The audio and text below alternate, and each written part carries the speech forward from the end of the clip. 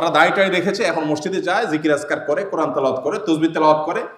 এই বই পুস্তক পড়া, ক্লাসে ভালো রেজাল্ট করা, পড়াশোনা করা, সিরিয়াস হওয়া, এই বিষয়গুলোকে অনেক তরুণরা মনে করে এটা দুনিয়াবি কাজ।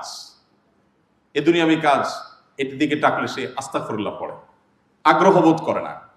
আপনাদের জন্য একটা হাদিস আমি পেশ করতে চাই। নবী করিম সাল্লাল্লাহু আলাইহি ওয়াসাল্লাম বলেছেন, ইন্নাল্লাহা ইউহিব্বু ইযা আমিলা আহাদুকুম আমালান আইয়ুতকিনাহু।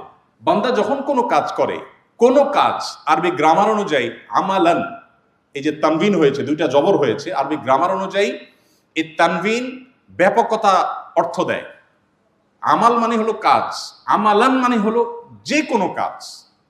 মানুষ যখন কাজ করে, সেটা যে কোনো কাজ হতে পারে, তার নামাজ, হতে পারে তার পড়ালেখা, হতে পারে তার দোকানদারি ব্যবসায়ী, হতে পারে তার চাকুরি, হতে পারে তার পেশাগত কোনো কর্ম।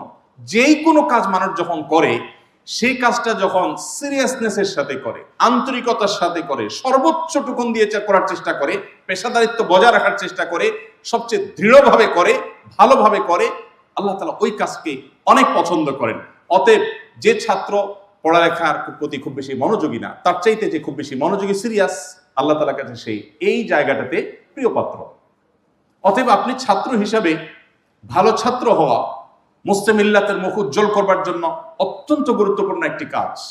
আজ পৃথিবীতে অমুসলিমদের অনেক অবদানের স্বীকার আমাদেরকে করতে হয়, তাদের অনেক অবদানের নিচে এবং তলে আমাদেরকে থাকতে হয়। কেন আমরা বিশ্ব মানবতার কল্যাণে অনেক কাজ করতে পারবো না?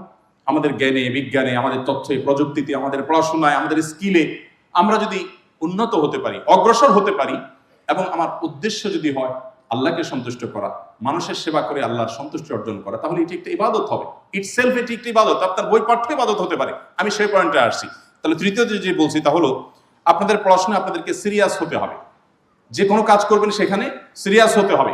আল্লাহ তাআলা কোনো ঢিলা ঢালা কাজ, শৈথিল্যের সাথে করা কাজ, অবহেলার সাথে করা কাজ, সিরিয়াসনেস ছাড়া করো কোনো কাজকে আল্লাহ পছন্দ করে না।